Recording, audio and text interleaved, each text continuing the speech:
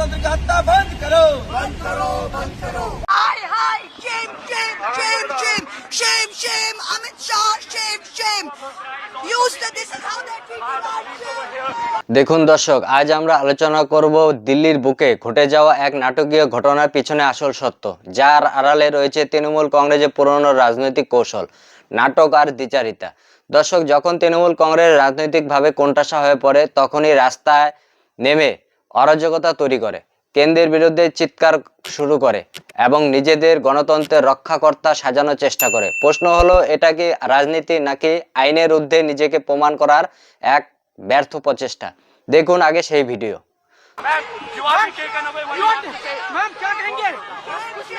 अमित शाह हाय हाय ED को लुटेरा डकैती करके हमारा इंफॉर्मेशन ले रहा है। बंगाल में आप जीतेंगे, जो भी कर ले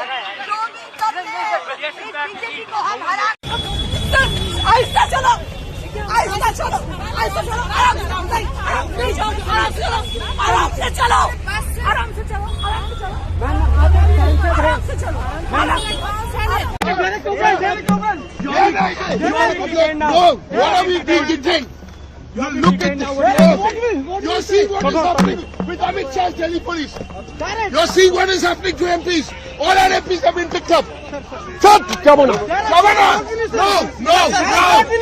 No! Don't mention.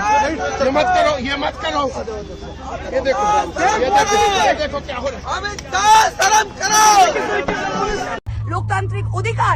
আমরা ওখানে বসে কালকে রেডের প্রোটেস্ট করছিলাম, এরা দিল্লি পুলিশকে এনে আমাদের টেনে হিচড়ে কিভাবে বাসে করে অ্যারেস্ট করে নিয়ে যাচ্ছে। সারা বাংলার লোক, সারা ভারতবর্ষের লোক দেখুন, এদের বুকের পাটা নেই। আমি তো বলবো এরা বেগুনের বাচ্চা। এরা যদি বাঘের বাচ্চা দেখতে চান তো টিএমসি কে দেখুন। বিজেপি হলো বেগুনের বাচ্চা, টিএমসি হলো বাঘের বাচ্চা। দেখে যান আপনারা। দর্শক, শুক্রবার দিল্লির নর্থ ব্লকের সামনে যা ঘটেছে তা কোনো স্বতঃস্ফূর্ত গণতান্ত্রিক প্রতিবাদ নয়, বরং ছিল সম্পূর্ণ পরিকল্পিত রাজনৈতিক নাটক। মহামৈত্র ডেরেক ওব্রায়েন সহ তৃণমূল কংগ্রেসের 8 জন সাংসদ স্বরাষ্ট্র মন্ত্রকের সামনে অনুমতি ছাড়াই বিক্ষোভ দেখাতে চান। এই এলাকায় একটি হাই সিকিউরিটি জোন। এখানে কোনো প্রতিবাদ মিছিল বা জমায়েতের জন্য প্রশাসনিক অনুমতি বাধ্যতামূলক। তবুও সেই অনুমতি না নিয়ে তারা জোর করে স্বরাষ্ট্র মন্ত্রকের কার্যালয়ে প্রবেশ করার চেষ্টা করেন। এটাই কি আইনের শাসন? দর্শক, যারা দিনের পর দিন সংবিধান, গণতন্ত্র আর আইনের কথা বলেন, তারাই কি আবার আইন ভাঙার সবচেয়ে বড় উদাহরণ তৈরি করছেন না? তৃণমূল সাংসদদের দাবি আইপ্যাক দপ্তরে ইডির অভিযান নাকি রাজনৈতিক প্রতিহিংসা। কিন্তু দর্শক, একটু ভেবে দেখুন, ইডি কি কোনো রাজনৈতিক দলের শাখা সংগঠন? ইডি কি রাজ্য সরকার চালায় না কেন্দ্র সরকার? নাকি ইডি একটি সাংবিধানিক স্বীকৃত তদন্তকারী সংস্থা যারা আদালতের নির্দেশে কাজ করেন?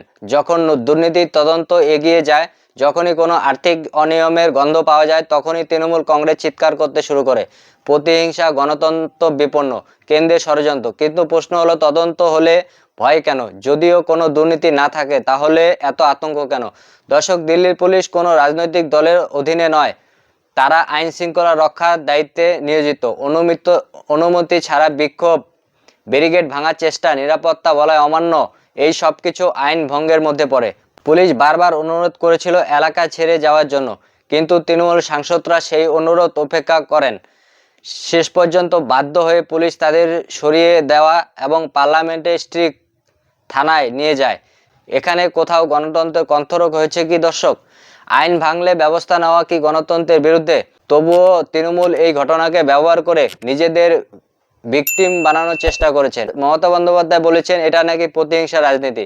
কিন্তু দর্শক, পশ্চিমবঙ্গে প্রতিহিংসা রাজনীতি কাকে বলে তা দেশবাসী ভালোভাবেই জানেন।